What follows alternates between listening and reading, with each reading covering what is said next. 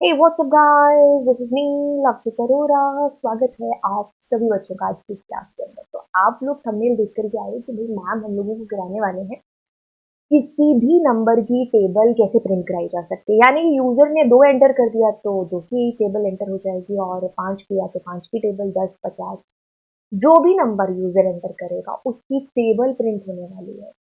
तो चलिए फिर शुरुआत करते हैं। आप बच्चे जुड़ चुके हो मेरे साथ। अगर आप पाइथन सीखना चाहते हो, आप 11th के हो, 12th के हो, 9th 10th किसी भी क्लास के हो, बस पाइथन आपके सिलेबस में है और अब आपको इस प्रोग्राम की ज़रूरत पड़ी है और आपको समझना है इस प्रोग्राम को बड़े ही ढंग से। तो चलिए फिर शुरुआत कर ही देते हैं। यूज़र भाई साहब कोई भी नंबर यहाँ पर एंटर करेगा। मैंने जैसे मल्टीपल एग्जाम्पल्स लिख दिए। तो 9 किया तो 9 की टेबल, 6 किया तो 6 की टेबल, 5 किया तो 5 की टेबल। अब दुनिया की कोई भी टेबल का एग्जाम्पल ले लो। बचपन में जब हमारी मैम ने मैथ्स में हमें टेबल सिखाई थी तो मैम ने हमें ये सिखाया था, है ना, कि कोई भी टेबल मल्टीप्लाई एक, फिर उस टेबल के अंदर ना, अब इस एन की जगह आप एग्जाम्पल ले लो कोई भी, है ना। याद है ना बचपन में।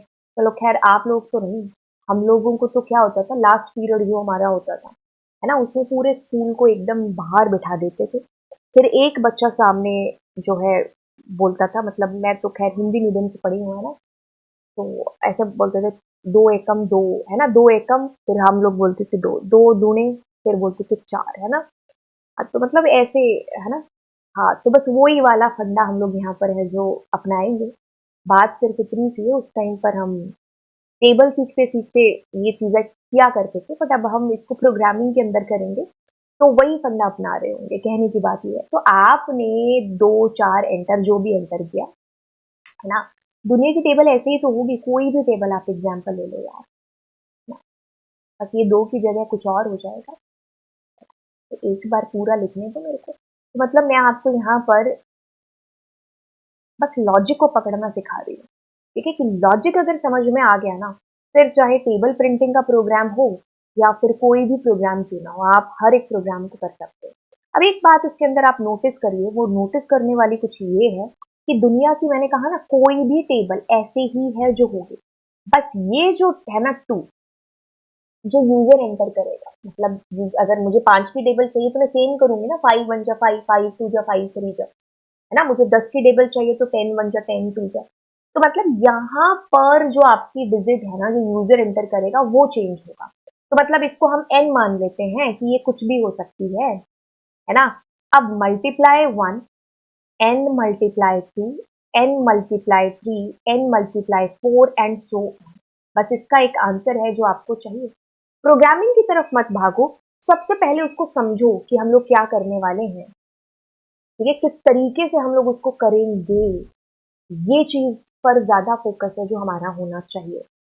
तो ये चीज हमें समझ में आ गई कि कैसे हम इस चीज को आगे प्रोसीड करेंगे। बस अब हम इसमें लैंग्वेज का तड़का मारेंगे, क्योंकि लैंग्वेज तो एक सिर्फ मीडियम हो जाएगा, चाहे वो पाइथन हो, चाहे वो जावा हो, सी प्लस प्लस हो, करेंगे हम इसी तरीके से, है ना।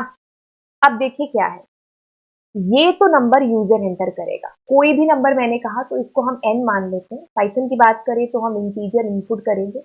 इंटीजर वैल्यू को इनपुट कराने के लिए इनपुट स्ट्रिंग के अंदर आंसर लेगा, हम उसको टाइप कास्ट कर देंगे इंटीजर के अंदर। चलिए, अब दुनिया की कोई भी टेबल है, अगर आप फोर लूप से, चलो मैं दोनों लूप से आपको बता दूंगी, फोर ज्यादा इजी पड़ता है बच्चों के लिए, है ना। हम दोनों लूप से कर लेंगे, कोई फर्क नहीं पड़ेगा। तो आई इन रेंज हमारा, आपको पता है कि एक फंक्शन है जो कि सिर्फ इंटीजर के साथ काम करता है।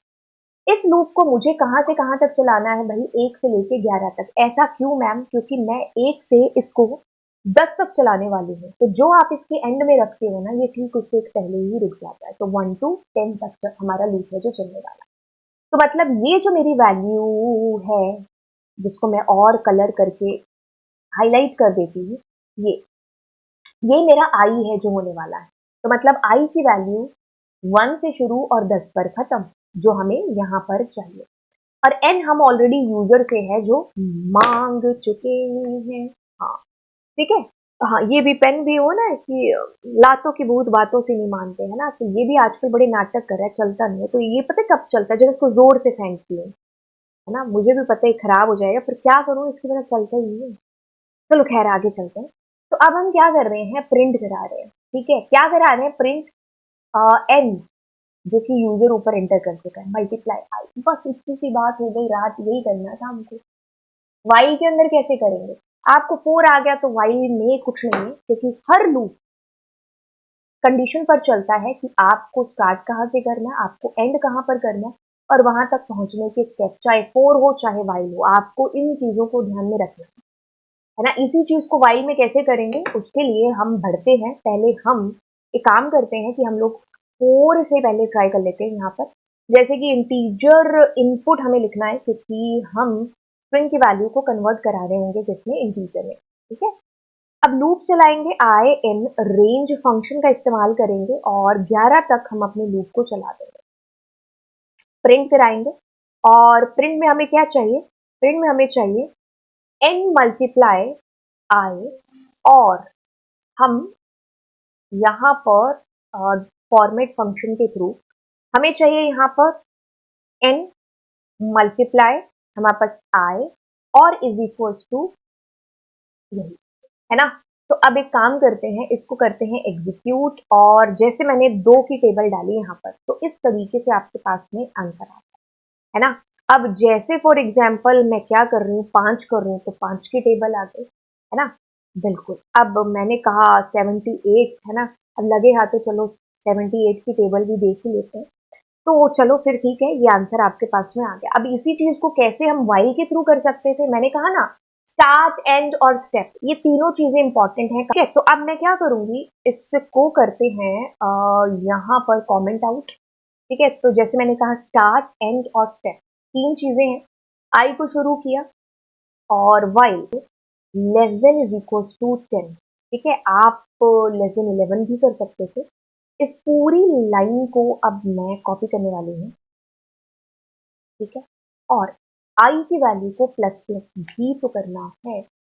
प्लस आपने किया यहाँ पर, एंड लेट सपोज मैंने किया 7, तो 7 की टेबल आपके पास में। ठीक है, लेट सपोज इफ आई से 89, तो इट्स कमिंग लाइक दिस। ठीक है, तो ये तरीका हो गया वाइल लूप के थ्रू, और ये तरीका ऊपर वाला हो गया फॉर लूप। ठीक है, बस आपको पीछे का लॉजिक समझना है कि कैसे हम चीजों को कर रहे होंगे। बात बहुत सिंपल सी है। अब एक बार मैं इसको स्क्रीनशॉट ले लेती हूँ, और फिर आपको थोड़ा सा और एक्सप्लेन कर देती हूँ, अगर आप रह गया होगा थोड़ा सा।